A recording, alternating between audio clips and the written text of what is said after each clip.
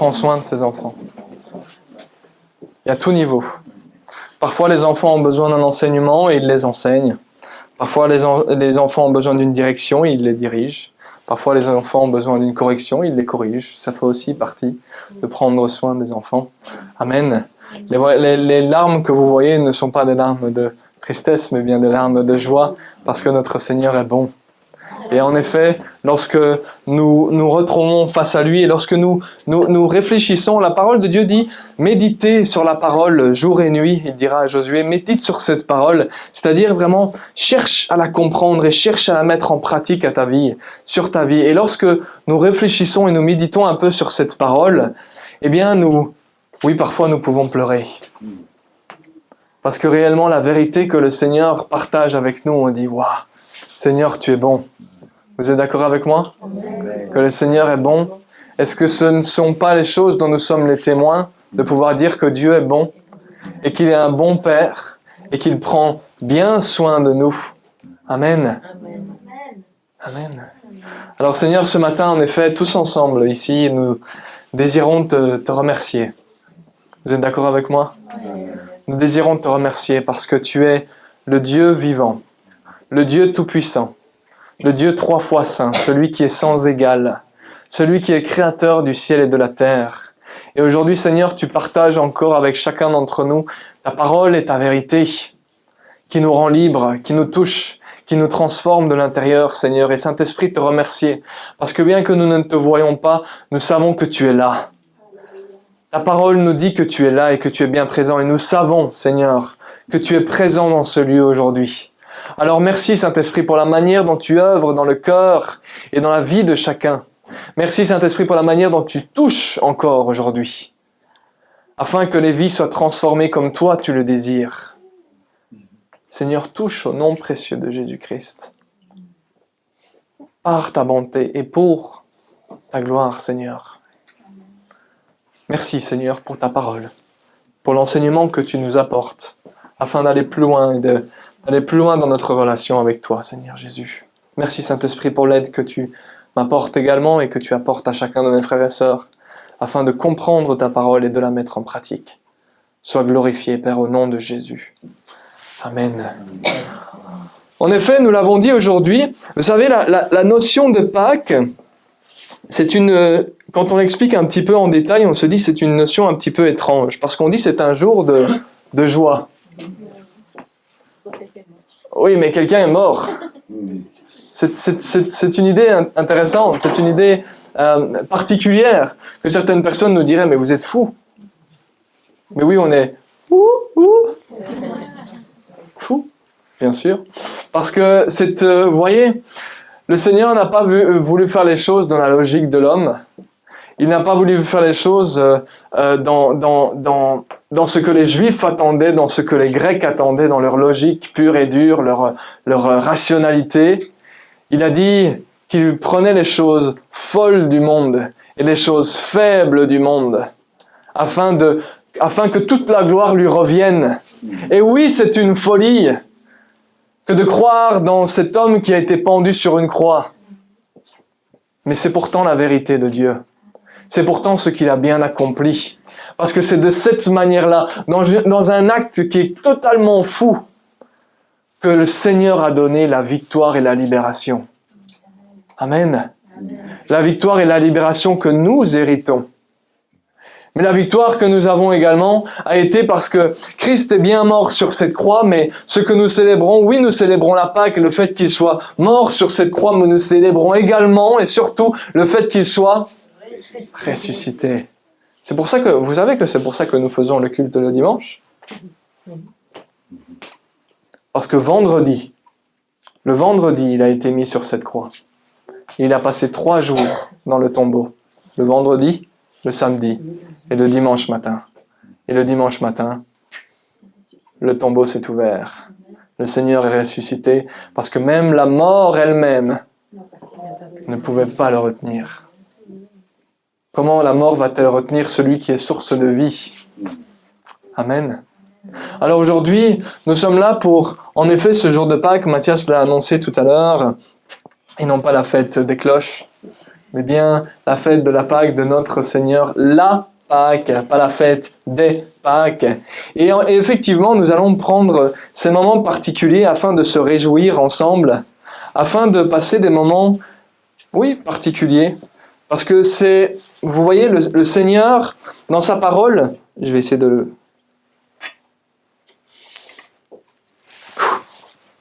Vous avez vu ça? Le Seigneur, dans sa parole, nous a montré qu'il y avait des événements dont il fallait se souvenir. Amen. Vous êtes d'accord? Oui. Et aujourd'hui, c'est un jour où on se souvient.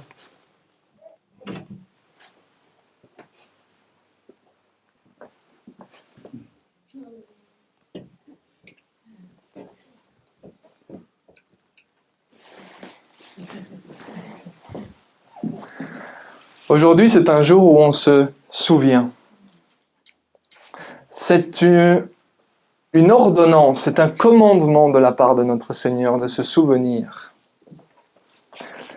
Et cette table que vous voyez devant vous, qui se situe devant vous, c'est une table de victoire. Amen. Certains d'entre vous ne le savaient pas et peut-être ne le comprenaient pas pourquoi c'est une table de victoire. Et je vais vous l'expliquer pourquoi c'est une table de victoire. Cette table de victoire, elle prend son origine dans ce que nous appelons l'Ancien Testament, dans ce que les Hébreux ont pu vivre.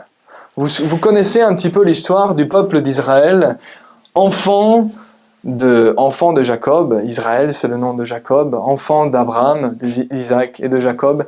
Et chacun d'entre eux ont déménagé en Égypte du temps de Joseph. C'est ce que vous lisez dans les premiers chapitres de la Genèse. Dans les chapitres 20 à 30, où vous lisez cette histoire, l'histoire de Joseph sur la fin de Genèse. Et le peuple d'Israël s'est retrouvé en Égypte et florissait en Égypte, c'est-à-dire qu'il prenait beaucoup de place. Une région entière leur avait été donnée dans la terre d'Égypte, et il prenait au bout d'un moment tellement de place que les générations ont passé, et que le pharaon, parce que souvenez-vous que le roi d'Égypte c'est le pharaon qui régnait en Égypte est mort, celui qui connaissait Joseph et celui qui avait béni le peuple d'Israël est mort, et puis les générations ont passé, mais le pharaon suivant ne connaissait pas Joseph. Et ils ont donc placé le peuple d'Israël sous l'esclavage. Vous savez ce que c'est l'esclavage? Quand vous êtes esclave, vous n'êtes pas libre. Quand vous êtes esclave, vous êtes opprimé. Quand vous êtes esclave, on vous dit quoi faire et vous n'avez pas de mot à dire. Quand vous êtes esclave, vous travaillez tout autant qu'on vous dise de travailler. Et vous mangez quand on vous dit de manger. Et le confort n'est certainement pas là.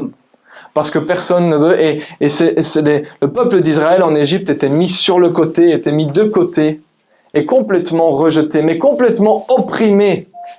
Parce que le roi d'Égypte, le pharaon, avait cette oppression sur le peuple d'Israël et l'utilisait parce que ce peuple se multipliait tellement qu'il les a utilisés afin de bâtir des villes, afin de bâtir des constructions dans l'esclavage. D'accord ? C'est ce que le Seigneur avait annoncé à Abraham et c'est ce qui allait se passer. Mais le Seigneur, on l'a dit tout à l'heure, est un bon père.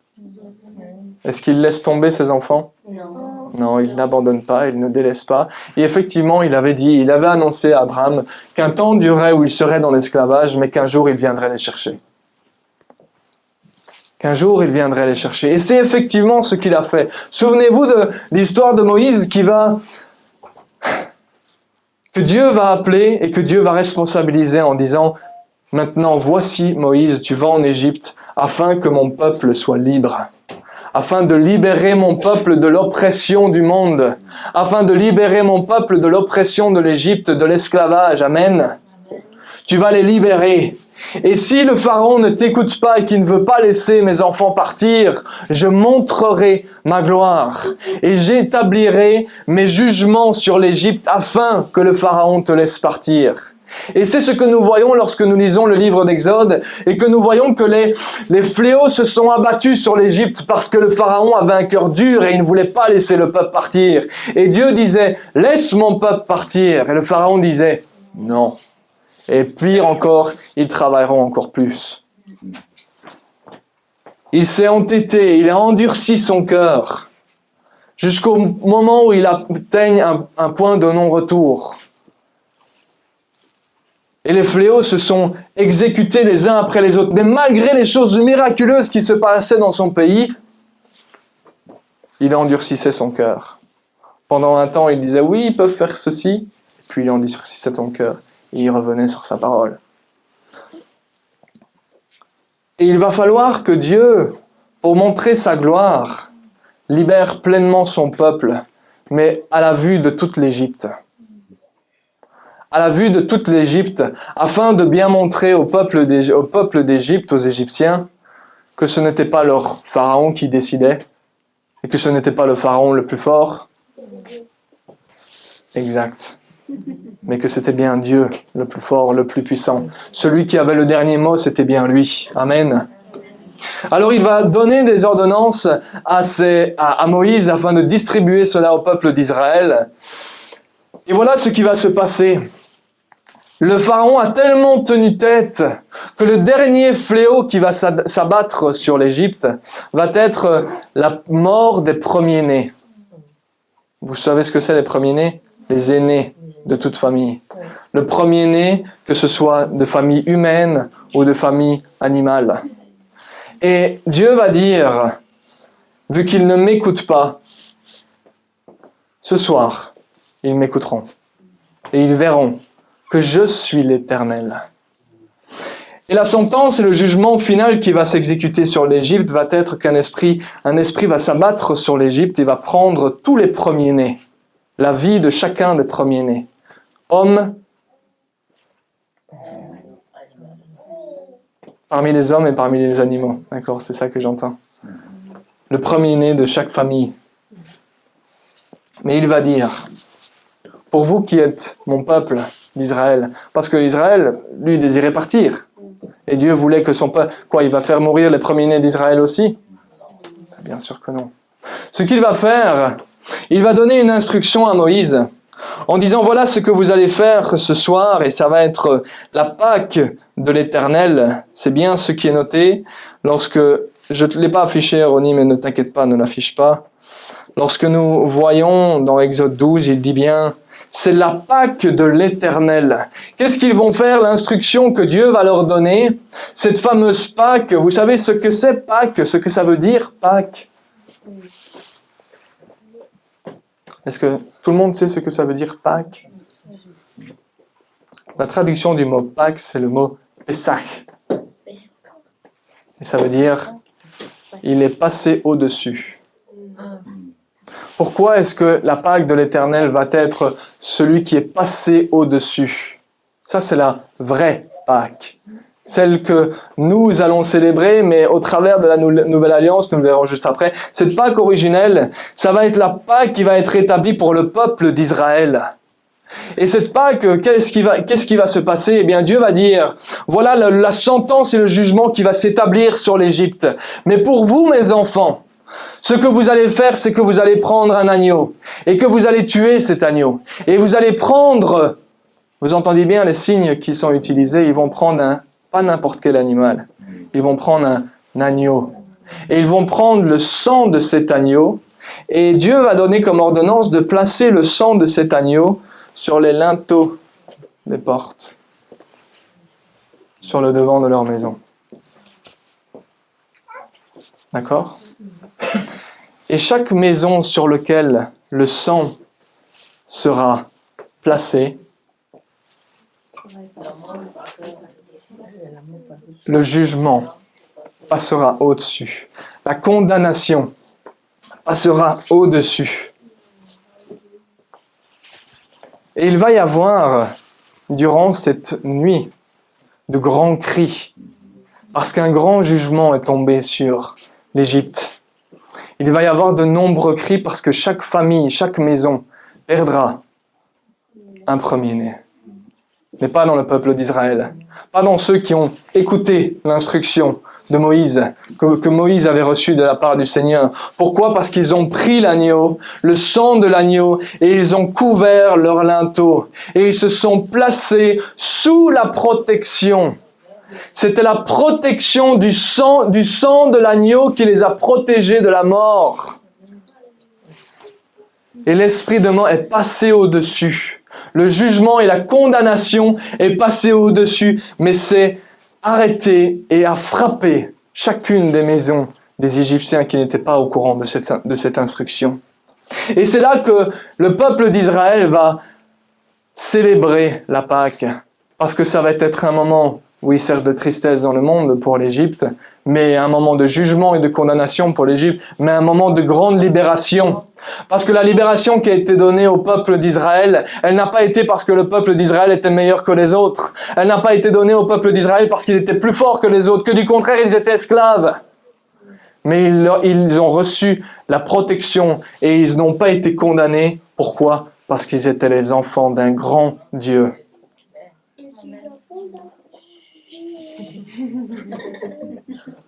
Les enfants d'un Dieu qui prend soin, qui protège. Et effectivement, cette instruction va être donnée au peuple d'Israël par Dieu, de ne pas oublier ce moment, que ce n'est pas par leur propre force qu'ils sont sortis d'Égypte, mais c'est Dieu qui les a libérés de la condamnation. Amen. Et c'est ce que nous lisons dans Exode 12, versets 12 à 14. Cette nuit-là, dit l'Éternel, je parcourrai l'Égypte et je tuerai tous les premiers-nés du pays, hommes ou animaux. Je mettrai ainsi à exécution mes jugements contre tous les dieux de l'Égypte. Je suis l'Éternel. Pour vous, en revanche, le sang servira de signe sur les maisons où vous vous trouverez. Je verrai le sang et je passerai par-dessus, Pâques, par-dessus vous. Il n'y aura pas de fléau qui vous détruise quand je frapperai l'Égypte.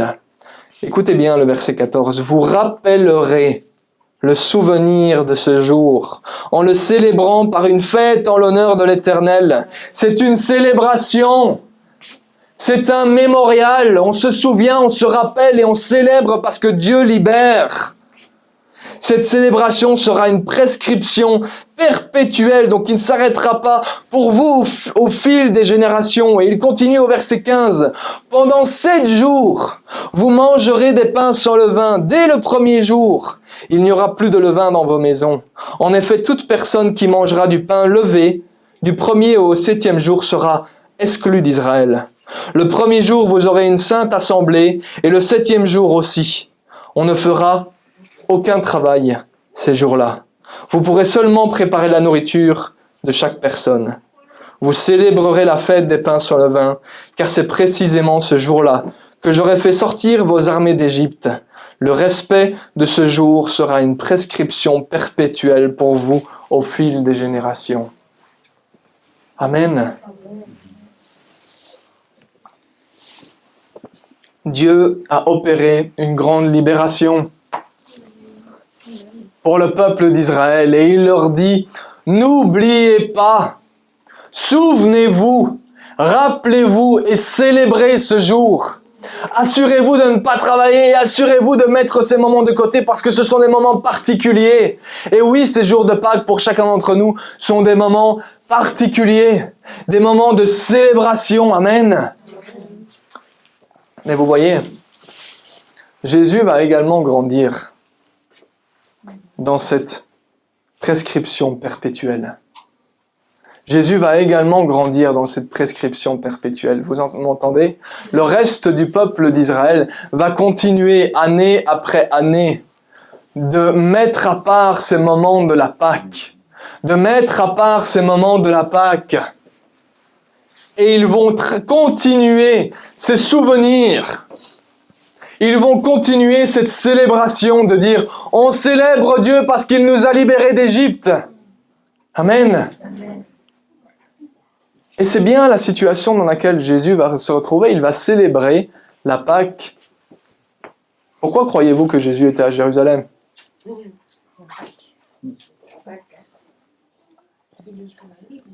Est-ce que Jésus habitait à Jérusalem? D'où venait-il? Il venait de Galilée. Il était né à Nazareth, mais il habitait à la base en Galilée, d'accord? Il était né à Bethléem, qu'est-ce que je raconte? Il n'y a personne qui me corrige, je dis il est né à Nazareth, il n'y a personne qui me dit quoi que ce soit.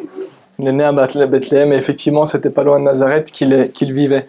Mais, nous voyons que il va vivre dans le nord, et tous les ans, il va descendre, ou plutôt ils diront monter vers Jérusalem pour célébrer la Pâque dans le temple de l'Éternel, dans le temple de Salomon qui avait été construit à Jérusalem. Et dans ces derniers moments, ce que nous appelons la Sainte Seine va en fait être la célébration de Jésus avec ses disciples, la célébration de la Pâque, en rappel de ce que Dieu avait opéré, une libération au moment de l'Égypte, la libération qu'il avait donnée afin que les esclaves deviennent libres. Et il va célébrer cette Pâque avec ses disciples.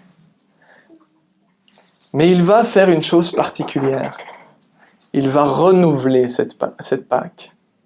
C'est-à-dire que la parole de Dieu nous montre que ce qui se trouve dans l'Ancien Testament n'était que l'ombre des choses à venir dans le Nouveau Testament. La Pâque que nous voyons où l'agneau va être mis sur les linteaux des portes pour l'Égypte, ou pour les Israéliens en Égypte, c'était un signe de ce que Dieu allait faire plus tard pour libérer l'entièreté du monde. C'était une image de ce que Dieu allait faire, la même libération. Et nous allons voir en Luc, chapitre 22 et verset 14, ce que Christ va faire. Écoutez bien ce qu'il est écrit. C'est les moments de la Pâque. Les disciples se sont rassemblés à Jérusalem avec Jésus, et ils vont prendre cette chambre haute dans laquelle ils vont se rassembler tous ensemble. Et il est écrit, quand l'heure fut venue, il se mit à table avec les 12 apôtres. Il leur dit, « J'ai vivement désiré manger cette Pâque avec vous avant de souffrir. » Vous voyez, il mange la Pâque avec eux. Qu'est-ce qu'il mange dans la Pâque? Ben, on vient de le lire. Du pain sans levain. Parce que c'était un pain qui était fait à la hâte, sans pouvoir monter. Vu qu'il devait se presser de sortir d'Égypte, c'était un pain qui était fait sans monter. Et donc, c'était du pain sans levain. Et ils allaient garder cette tradition de prendre du pain sans levain. Regardez ce que vous avez devant vous. Du pain qui n'a pas monté. C'est ce qu'il va faire. Il va prendre du pain qui n'a pas monté. Car je vous le dis, je ne mangerai plus jusqu'à ce qu'elle soit accomplie dans le royaume de Dieu. Puis il prit une coupe, remercia Dieu et dit, prenez cette coupe et partagez-la entre vous, car je vous le dis désormais, je ne boirai plus du fruit de la vigne jusqu'à ce que le royaume de Dieu soit venu. Au verset 19, voilà le verset qu'il prend et sur lequel nous nous basons, il dit, ensuite, il prit du pain et après avoir remercié Dieu, il le rompit et le leur donna. C'était chose normale. Jusque-là, les choses sont normales. Ce sont des Juifs qui mangent du pain sans levain à la Pâque. D'accord? Ils mangent et ils célèbrent la Pâque ensemble. Mais voilà ce que Jésus va dire. Il va aller plus loin, il va leur faire comprendre la réelle signification de la Pâque. Il dit ce pain sans levain, oui, c'est du temps d'Égypte, mais la réalité, c'est que ce pain, ceci est mon corps qui est donné pour vous. Faites ceci en souvenir de moi. Amen. Après le souper, il prit de même la coupe et la leur donna en disant, cette coupe, ils auraient pu boire le vin comme habituellement, mais il va dire non, maintenant les choses sont nouvelles. Parce que voici l'accomplissement de la vraie Pâque. Le vrai sang de l'agneau qui va couler. Il dit, cette coupe est la nouvelle alliance. Vous m'entendez? La nouvelle. Il y avait l'ancienne avec Moïse et maintenant, nouvelle alliance. C'est une nouvelle alliance en mon sang qui est versé pour vous. Amen.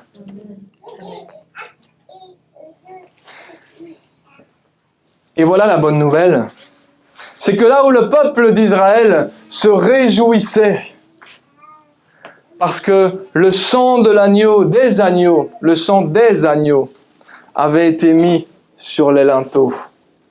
Jésus dit, la nouvelle alliance, ce n'est plus le sang des agneaux qui sont égorgés, c'est mon sang qui est versé pour vous. Et mon sang est celui qui, si vous croyez, si vous placez votre confiance en moi et que vous croyez que j'ai versé mon sang pour vous, alors vous êtes sous ma protection.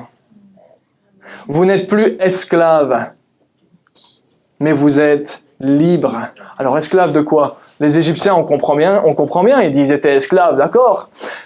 Jésus a accompli la vraie libération, le problème de tout être humain sur la surface de la terre. Il ne s'est pas arrêté à juste libérer un peuple d'un pays oppresseur. Il a libéré l'entièreté de ceux qui s'avançaient vers lui afin qu'ils soient libres de la plus grosse complication, le plus grand problème de l'entièreté de la surface de la planète, la domination du péché et de la mort sur la vie de l'être humain. Amen. Merci Seigneur. Il a versé son sang pour ça. Il a versé son sang pour nous libérer de l'oppresseur qu'est le péché. Il a versé son sang afin que nous venions nous blottir sous sa protection et que la mort passe au-dessus de nous. Mais réellement la mort, la séparation avec Dieu, qu'elle passe, que nous ne soyons plus séparés avec Dieu, mais que cette séparation passe. C'est un moment c'est là, vous comprenez, la célébration de la victoire. Oui, il est venu. Et vous remarquerez qu'il dira, souvenez-vous, faites ceci en souvenir de moi. L'Éternel, notre Seigneur Jésus-Christ, désire que nous nous souvenions de sa mort. Il désire que nous nous souvenions qu'il est mort pour nous, qu'il a versé son sang pour nous, qu'il a été mis sur le côté pour nous, qu'il a été rejeté et battu pour nous, afin que la mort ne fasse plus partie de nos vies, afin que le péché n'ait plus la domination sur nos vies qu'il l'avait avant, mais que nous puissions dire non au péché et commencer à agir comme Dieu dit d'agir. Amen. Nous devenons libres par ce sang. Les Israélites sont rentrés dans la terre promise. Nous sommes dans la terre promise. C'est la vie éternelle. La terre promise, c'est la vie éternelle, la relation avec Dieu, qui dit que maintenant, on ne doit plus obéir au péché. On peut dire non au péché et apprendre à marcher dans une nouveauté de vie, comme Jésus nous dit de marcher. Ça, c'est une vraie libération. Parce qu'on n'est plus obligé d'être triste, on n'est plus obligé d'être malade, on n'est plus obligé d'être malheureux, mais il nous fait rentrer dans la terre promise où il nous dit si tu marches dans cette terre promise, tu marches dans ma libération et tu peux marcher d'une nouvelle manière, en étant victorieux, en étant heureux, parce que j'ai payé afin que tu ne sois plus malheureux. Amen. Vous ne m'avez pas l'air heureux. Vous célébrez à l'intérieur?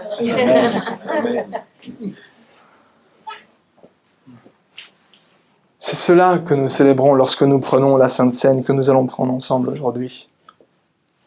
C'est cela que nous célébrons. Nous nous rappelons, il dit, faites ceci en souvenir de moi. Vous voyez, c'est pas un conseil qu'il nous donne. Vous m'entendez? Il dit, enfant de Dieu, tu fais confiance à l'Éternel, tu dis qu'il est ton Sauveur et ton Seigneur. Est-ce que c'est ce que vous dites aujourd'hui? Amen. Mais il dit, fais et surtout n'hésite pas.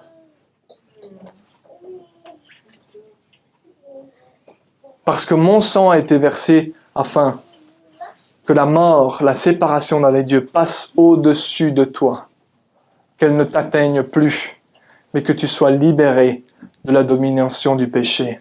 Amen. C'est ça la vraie Pâque. Non, c'est pas les œufs. Il est où Simon? Ça va, t'as entendu? T'as compris ce que c'était? Ah, ça va alors. C'est que j'ai pas trop mal expliqué, ça va. C'est ça la libération que l'Éternel donne à son peuple. Mais nous avons besoin de nous souvenir de cela. De nous souvenir, et c'est un moment... Vous savez, c'est un moment, je vais le dire comme je l'ai en tête, moi c'est un moment que j'aime bien Pâques. Parce que vous voyez, nous pouvons avoir beaucoup de nos célébrations. Nous pouvons même célébrer Noël et célébrer la naissance du Christ. Mais ce que le Seigneur a dit, souvenez-vous de quoi? Il a dit, souvenez-vous de ça. Souvenez-vous de ma mort pour vous. C'est ça le plus important. Alors, c'est pas interdit de fêter Noël, j'aime bien Noël aussi. Mais la réalité, c'est que le commandement de ce que l'Éternel nous dit, c'est rappelez-vous de ça, souvenez-vous. Mais vous remarquez, dans les deux passages qu'on a choisis, le genre de parallèle qu'il y a entre les deux, où Jésus dira, où l'Éternel, dira, dans Exode, il dira, rappelez-vous. Et Jésus dira la même chose, faites ceci en souvenir de moi. Rappelez-vous de ce que j'ai fait pour vous. Il dira, je suis l'Éternel, et il dit, ceci est mon corps parce que je viens vous sauver. Mon sang qui a été donné pour chacun d'entre vous. Amen. Et vous savez, c'est cela que le Seigneur a fait pour chacun d'entre nous. Il a été rejeté pour toi comme pour moi. Est-ce qu'on prend conscience de cela? Pas pleinement. La réalité, c'est que pas pleinement. On ne prend pas conscience de ce qu'il a pu vivre, de ce qu'il a vécu, de la séparation avec Dieu qu'il a vécu pour nous.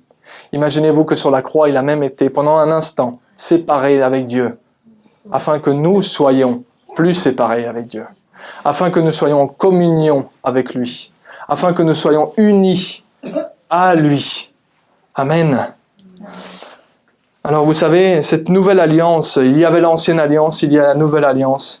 Et c'est ce que le Seigneur dit. Il a pris le pain et il a rompu le pain. De la même manière que son corps a été rompu pour chacun d'entre nous. Amen. Ce corps a été rompu pour chacun d'entre nous. Et peut-être certains pourraient ne pas prendre en considération la réalité de la chose. Mais entendez-moi bien, et entendez plutôt ce que la parole de Dieu nous dit. Je ne l'ai pas donné ce verset-là, mais si vous avez vos Bibles avec nous, parce qu'il était très long, si vous avez vos Bibles avec vous, prenez cette Bible. Sinon, écoutez bien. Voilà ce que Jésus a fait pour chacun d'entre nous, et cela se trouve dans Ésaïe chapitre 53. C'est l'annonce de ce que Christ va accomplir pour toi et pour moi. Exactement ce qu'il a fait. Imaginez-vous que ça a été annoncé plusieurs centaines d'années avant ce qu'il allait faire. Entendez bien ce que la parole de Dieu nous dit aujourd'hui.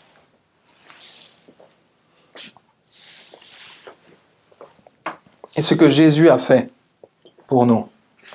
Vous êtes prêts? Les oreilles toutes grandes ouvertes? Voilà ce que dit la parole de Dieu. Qui a cru à notre prédication? À qui le bras de l'Éternel a-t-il été révélé? Il a grandi devant lui comme une jeune plante, comme un rejeton qui sort d'une terre toute sèche. Il parle de Jésus. Il n'avait ni beauté, ni splendeur, propre à attirer nos regards. Et son aspect n'avait rien pour nous plaire. Méprisé et délaissé par les hommes, homme de douleur, habitué à la souffrance. Il était pareil à celui face auquel on détourne la tête. Nous l'avons méprisé, nous n'avons fait aucun cas de lui. Pourtant, ce sont nos souffrances qu'il a portées. C'est de nos douleurs qu'il s'est chargé. Et nous l'avons considéré comme puni, frappé par Dieu et humilié. Mais lui, il était blessé à cause de nos transgressions, à cause de mes transgressions, à cause de mes fautes, à cause de mes péchés.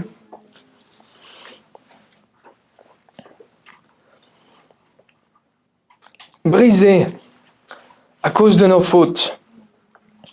La punition qui nous donne la paix est tombée sur lui. Et c'est par ses blessures que nous sommes guéris. Nous étions tous comme des brebis égarées. Chacun suivait sa propre voie. Et l'Éternel a fait retomber sur lui nos fautes à tous. Il a été maltraité. Il s'est humilié et n'a pas ouvert la bouche. Pareil à un agneau qu'on mène à l'abattoir, à une brebis muette devant ceux qui l'attendent. Il n'a pas ouvert la bouche. Il a été enlevé sous la contrainte et sous le jugement. Et dans sa génération, qui s'est inquiété de son sort? Qui s'est soucié de ce qu'il était exclu de la terre des vivants, frappé à cause de la révolte de mon peuple? On a mis son tombeau parmi les méchants, sa tombe avec le riche, alors qu'il n'avait pas commis de violence et qu'il n'y avait pas eu de tromperie dans sa bouche. L'Éternel a voulu le briser par la souffrance. Si tu fais de sa vie un sacrifice de culpabilité, il verra une descendance et vivra longtemps, et la volonté de l'Éternel sera accomplie par son intermédiaire. Après tant de troubles, il verra la lumière et sera satisfait. Par sa connaissance, mon serviteur juste procurera la justice à beaucoup d'hommes. C'est lui qui portera leurs fautes. Voilà pourquoi je lui donnerai sa part au milieu de beaucoup. Il est le nom au-dessus de tout nom. Et il partagera le butin avec les puissants. Il est celui qui est Dieu Tout-Puissant. Parce qu'il s'est dépouillé lui-même jusqu'à la mort et qu'il a été compté parmi les criminels. Parce qu'il a porté le péché de beaucoup d'hommes et qu'il est intervenu en faveur des coupables.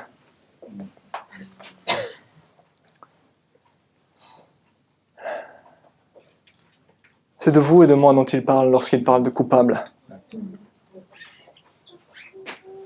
Nous étions tous, sans aucune exception, coupables devant Dieu. Coupables d'être séparés de lui pour l'éternité. Et Jésus a dit, non, je viens pour faire ta volonté, ô Père.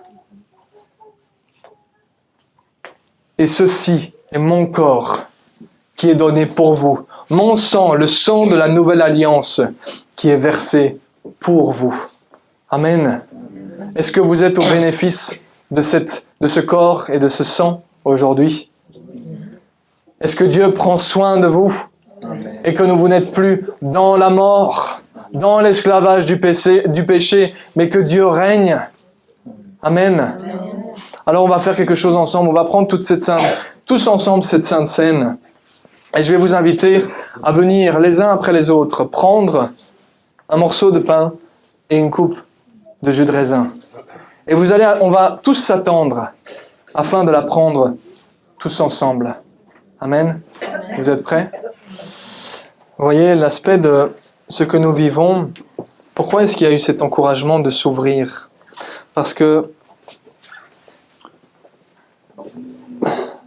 c'est comme ce qui sort de la bouche. Ce qui sort de la bouche vient de l'abondance du cœur. Et notre attitude, même corporelle, va indiquer ce que nous vivons. Si nous sommes fermés sur nous-mêmes, nous ne sommes pas en mesure de recevoir. Mais le Seigneur, au travers de la Sainte Seine, ce que nous faisons, c'est que nous faisons communion avec Christ. Christ est présent et sa présence est ici. Et la parole de Dieu nous dit d'élever vers lui des mains pures. Parce que vous savez, nous venons pour donner, bien sûr. Mais même dans un dialogue avec quelqu'un, si nous restons comme ça, nous savons que nous sommes fermés et que nous ne voulons rien entendre. Et c'est important de comprendre ce genre de choses, que le Seigneur, oui, il y a bien sûr qu'on est là pour lui donner toute la gloire qu'il mérite. Mais le Seigneur est un bon Père et il désire toucher les cœurs également. Et lorsqu'on donne de son cœur, eh bien, il va toucher notre cœur. Il va toucher par sa présence et nous allons être capables de ressentir sa présence. Sa présence va nous faire du bien, va nous toucher. Amen. Dans des moments d'adoration, n'hésitez pas, ouvrez la bouche, ou restez les yeux fermés si vous voulez. Faites ce que vous avez sur votre cœur, mais soyons dans une attitude où dans une attitude de dialogue, une attitude de communion avec lui, parce qu'il est présent. Amen. Vous voyez, c'est cette communion avec Christ. Cette sainte scène que nous avons pris, nous devenons des communiants avec le corps de Christ. Nous faisons un avec son corps. Et la parole de Dieu nous annonce des choses intéressantes et on prendra les 3 points rapidement. 3 points rapidement sur le fait de ce que cette sainte scène va annoncer. Dans 1 Corinthiens 11, 26, il est écrit « En effet, toutes les fois que vous mangez ce pain et que vous buvez cette coupe, vous annoncez la mort du Seigneur jusqu'à ce qu'il vienne. » Nous sommes en train, lorsque nous prenons la Sainte Seine, nous sommes en train de proclamer quelque chose. Nous sommes en train de proclamer ce que Jésus a fait. Amen. Nous sommes en train de proclamer notre salut, que nous ne sommes plus morts et séparés d'avec Dieu, mais que nous sommes avec Jésus-Christ. Amen. Que nous sommes enfants de Dieu et que lorsque nous prenons cette Sainte Seine, nous passons de la mort à la vie. Ça symbolise, pas techniquement parlant, c'est le moment où on a placé sa confiance en Dieu qu'on est passé de la mort à la vie, mais c'est le symbole qui va représenter ce que nous avons vécu à l'intérieur. Nous sommes un avec lui et nous sommes passés de la condamnation à la vie éternelle. C'est une proclamation que nous faisons et une proclamation aussi de la condamnation à venir.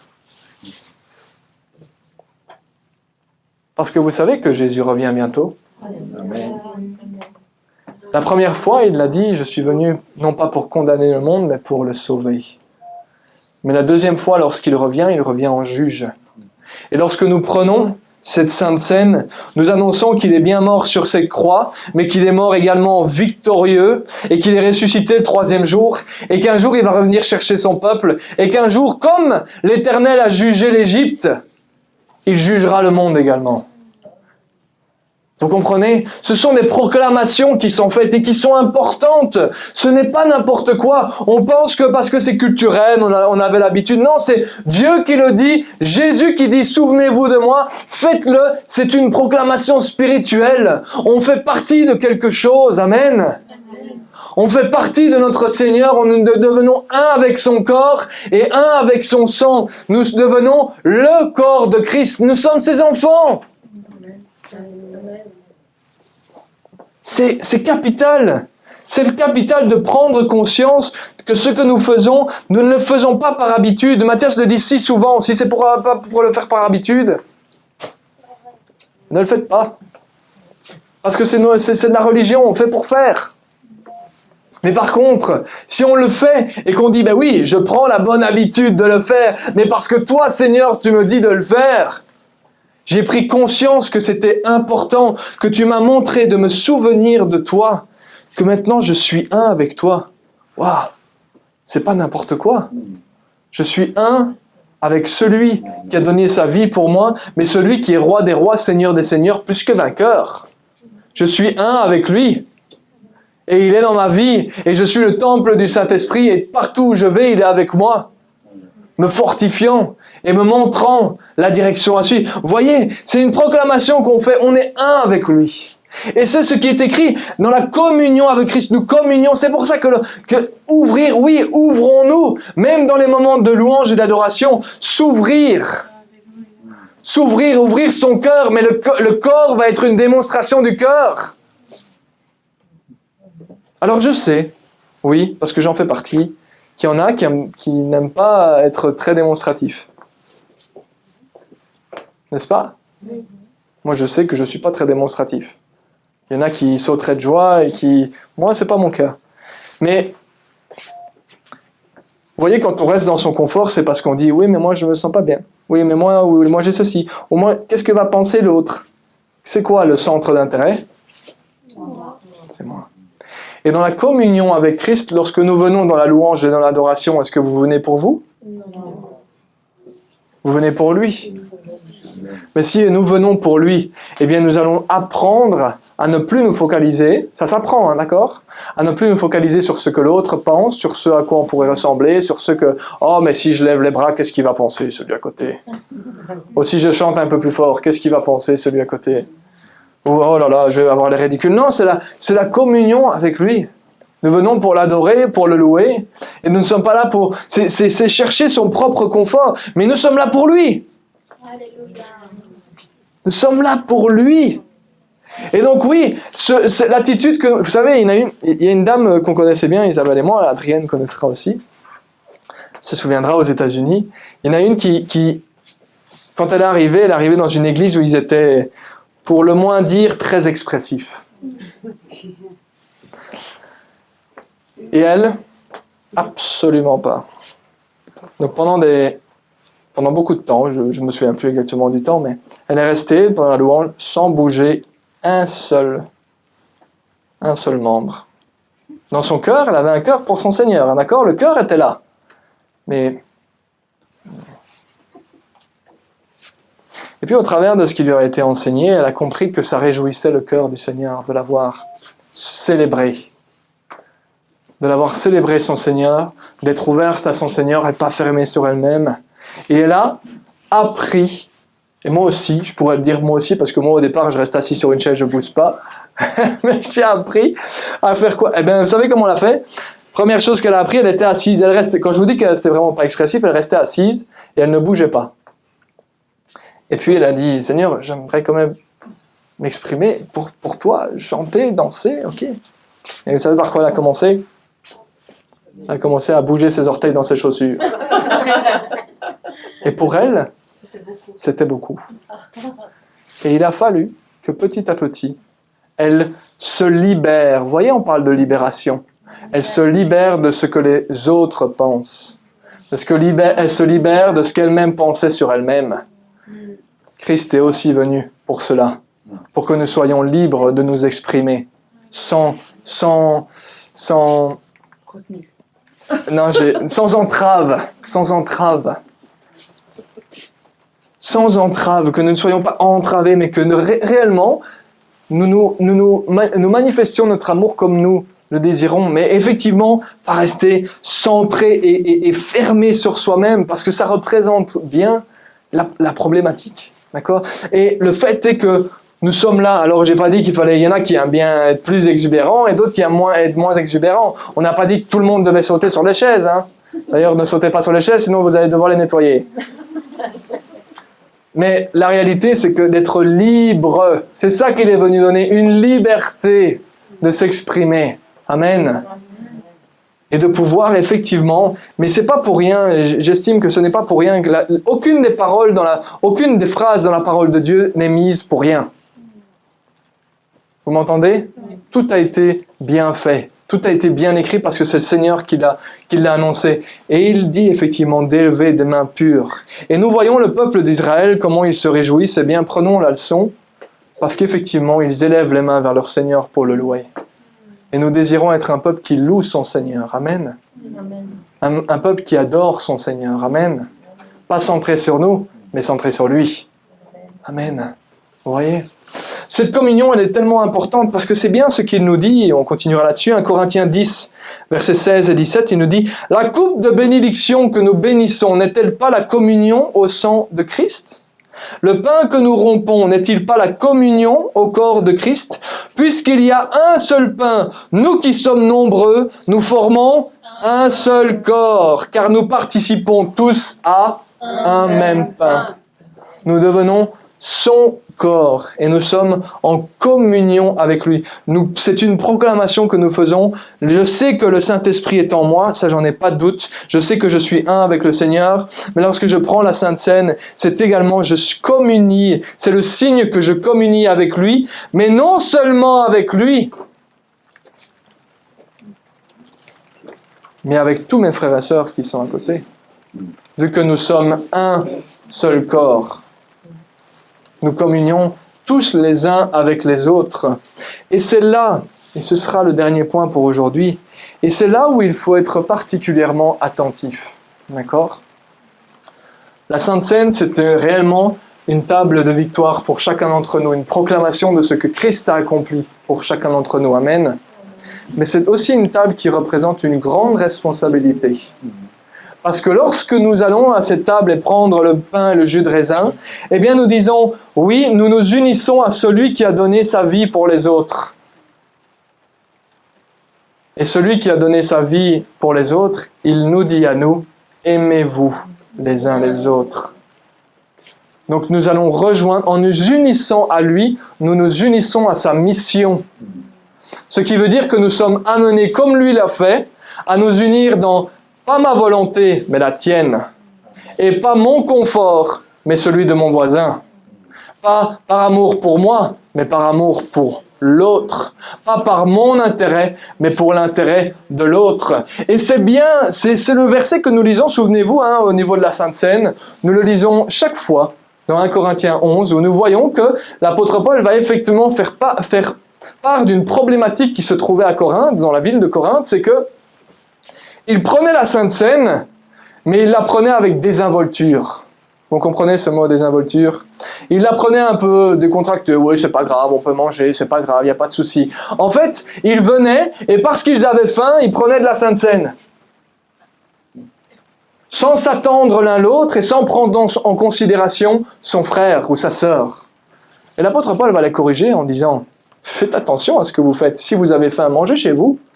Mais quand vous venez ici en montrant que vous communiez avec Christ et que vous communiez avec le corps de Christ. Donc si vous communiez avec le corps de Christ, mais faites attention au corps de Christ. Vous êtes en train de dire, oui, je suis un avec mes frères et sœurs, mais vous faites quelque chose contre votre frère ou votre sœur. Il dit, il y a un gros problème là. Il y a un gros problème.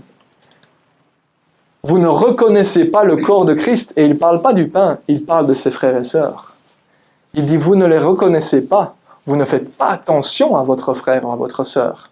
C'est pour cela que nous dirons et que nous enseignerons que si vous êtes en désaccord avec votre frère, j'entends en désaccord, en dispute avec votre frère, ne mangez pas du pain. Ou vous avez une autre option. Vous vous engagez.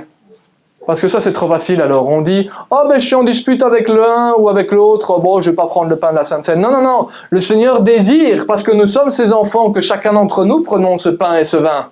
Parce que c'est une proclamation pour nos vies et que ça montre que nous faisons partie de son corps. Mais alors, c'est trop facile et c'est même hypocrite de dire, je suis en dispute avec mon frère, donc je ne vais pas le prendre. C'est pas ce que le Seigneur veut. Le Seigneur, ce qu'il veut, c'est que vu que tu communiques, vu que tu es en communion avec tes frères et sœurs, qu'est-ce qu'il veut?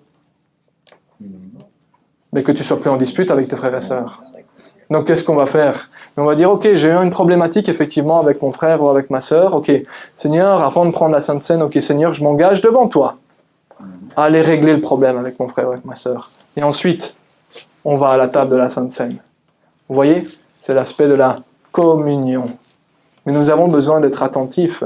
On ne peut pas faire tout et n'importe quoi. L'apôtre Paul dira que même parce qu'il le prenait ce repas, il prenait cette Sainte Seine, entendez-moi bien, il prenait cette Sainte Seine avec légèreté et qu'il ne prenait pas en considération leurs frères et leurs sœurs. Certains sont tombés malades, certains sont même morts. Ah là, d'un coup.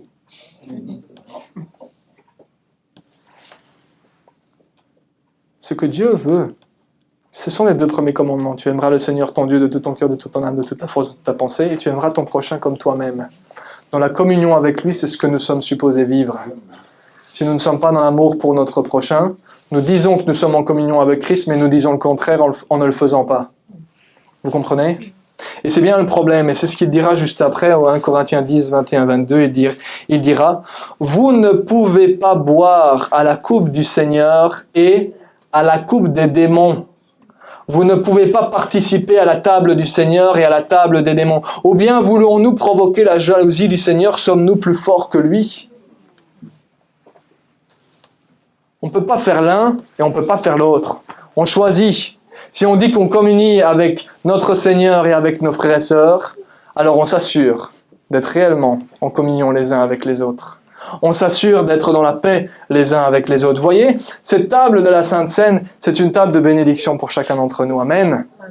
Nous avons des moments et nous vivons des moments où nous pouvons dire, Seigneur, nous te bénissons en effet parce que tu as tout accompli sur la croix. Mais le fait qu'il ait tout accompli sur la croix, que nous devenons enfants de Dieu, engendre une responsabilité sur nos vies. De dire, ok, maintenant je suis enfant de Dieu, ça veut dire que je ne vais plus me comporter n'importe comment. Je vais faire ce qui plaît à mon Seigneur. Parce que je l'aime. Si c'est juste faire pour faire, ça sert à rien. Mais parce que j'aime mon Seigneur, je vais chercher à faire ce qui lui plaît. Eh bien, c'est cela que ça représente. Cette table de la communion, cette table de la Sainte Seine, voilà ce qu'est la Pâque, que nous avons aujourd'hui appris, ce qu'est cette Pâque. C'est le Christ qui est mort sur la croix pour chacun de nos péchés, afin que nous soyons rendus libres pour agir d'une nouvelle manière, pour aller de progrès en progrès, pour travailler de mieux en mieux pour notre Seigneur, afin d'être réellement et de démontrer que nous sommes des enfants de Dieu, que nous sommes la lumière du monde, parce que Jésus est en nous. Amen. Voilà ce qu'est cette Pâque, un sujet de louange, un sujet d'adoration, un sujet de célébration, un souvenir pour chacun d'entre nous, de bien nous rappeler, oui, Jésus est mort sur cette croix, pour moi, pour mes péchés, afin que je change. Parce que maintenant je suis un avec lui et je suis supposé suivre la même direction que lui. Ben oui, parce qu'on ne sait pas être un et aller dans deux directions différentes. Hein. C'est pas possible. Donc si on dit, ok, je communie avec lui, je suis un avec lui, je marche dans la direction du Seigneur. Amen. Amen. Seigneur éternel, te glorifier ce matin pour ta bonté. Te glorifier aujourd'hui, Seigneur, parce que tu es bon. Tu es digne de louange et nous te remercions pour ces moments que nous avons pu vivre ensemble. Et lorsque tu as encore pu démontrer ta bonté, Seigneur. Sois glorifié. Merci pour ton peuple, Seigneur. Je les bénis, Père, au nom de Jésus-Christ, afin que chacun continue à marcher de progrès en progrès, se rapprochant de toi, Seigneur. Sois remercié, sois glorifié encore aujourd'hui, au nom précieux de Jésus-Christ.